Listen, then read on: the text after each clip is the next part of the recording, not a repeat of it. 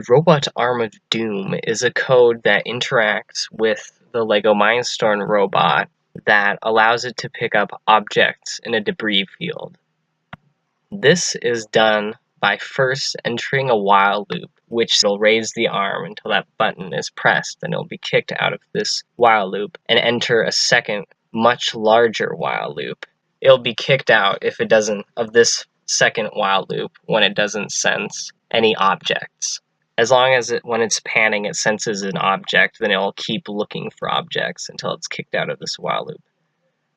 So inside of this while loop is another while loop, which is the function for the sonic sensor, and it indexes the distance from the ground. So if, as it's going along, if the distance changes, as in it goes like down, means there's an object there, then it will trigger, it'll kick it out of this while loop and enter an if statement, which is basically there to make sure that it's within the picking up range. And if it's not within that picking up range, then it won't pick anything up.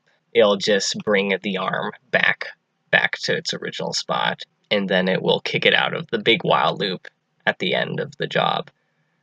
If it is within the picking up range, then it will drop the arm and enter another while loop that reiterates a certain amount of times. So it closes the hand tight and holds it there for a little bit, make sure the object is secured. Then it'll enter a while loop, the same as before, that brings the arm up until it touches the touch sensor. Then it'll enter another while loop that'll bring it back to the angle of -1, which is really close to 0. Then it'll enter a while loop, which senses the angle of the hand, so the hand's angle was already set to 0 when it was in the open position, so this will bring it back to that open position. And then it will repeat and find as many objects as it can. When there are no more objects, it will go all the way to the end of its pickup range and then come back to its original position, stopping all the motors. And then it will ask, would you like to play First Suite in E flat by Gustav Holst? 1 for yes, 0 for no. In which case the user will put in a 1 or a 0 if they want to hear the suite. If they put in a 1, it'll play the long version of the suite, which is its 2 quote-unquote verses. The first one is the long lyrical verse, and the second one is the staccato verse, which has the robot clicking its fingers along with the beat, as is shown in the video.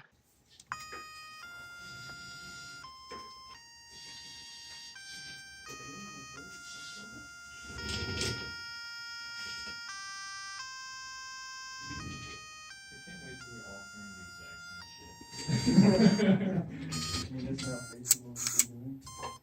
That's true, but it's even more exciting because this is like a project. Half our grade. 2.5 our grade. It's only 30 points. Unless it's weighted differently. If the user selects 0, then it will play the shortened version, the shortened and fast version of the first verse of the suite in E flat. Let's say this in this video could be said what? You're trying to post this on YouTube.